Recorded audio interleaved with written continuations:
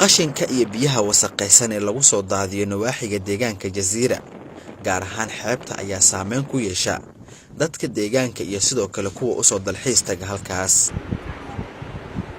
dhalinyaro la magac baxday Xalka Afrika ayaa bilaabay inay wax uun ka qabtaan dhibaatooyinka qashin ee lagu soo daadiyo magaalada iyo nawaaxigeeda, waxay u bedelaan wax soo saar anfacaya dalka iyo dadka qashinkaas. iyagoo aas-aasay warshad qashinka ka dhigta agabka guryaha lagu dhiso. tusaale caagadaha iyo bacaha lagu soo daadiyo gudaha magaalada iyo nawaaxigeeda waxaa soo ururiya dad danyar ah, waxay u iibgeeyaan warshadaas si ay uga helaan qarashaad ay ku maareeyaan noloshooda iyo tan qoyskooda.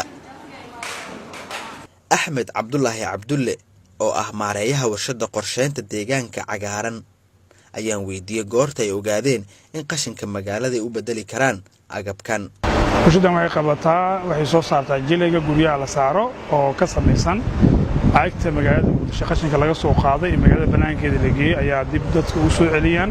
waxaan ugu dhaliyay maadaama aragnay in magaalada Muqdisho ay u baahan yahay in dib loo nadiifiyo, bilicdeeda la soo celiyo, qashinka magaalada laga qaadana uu noqdo wax dib loo isticmaali karo oo faa'iido u leh.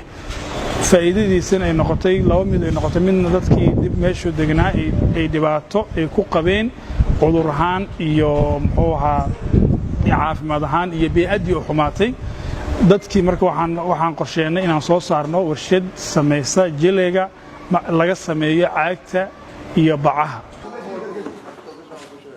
Nuurto Yuusuf waxay ka mid tahay haweenka caagadaha ka keena magaalada Muqdisho iyo daafaheeda.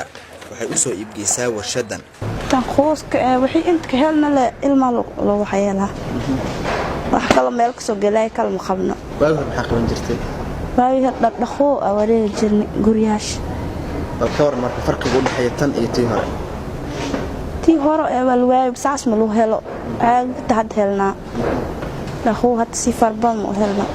qashinka badan ee lagu daadiyo duleedka magaalada Muqdisho gaar ahaan xeebta Jasiira dadyo badan ayaa soo ururiya waxay keenaan halkan waxaana laga sameeyaa waxyaabahan ay ka mid yihiin saqafka la saaro guryaha iyo sidoo kale sunta lagu bacrimiyo beeraha.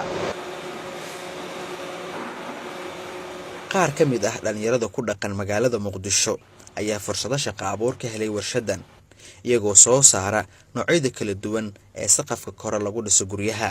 waayo shaqo abuur aan kala kulmay fursad qaaliyo weey meeshan waxa waaye noloshayda ayaan isku maareeyaa shaqo fiican ayaan waxa weey kala kulmay bilkaygaan ka helaa alxamdulillah rabbil caalamiin.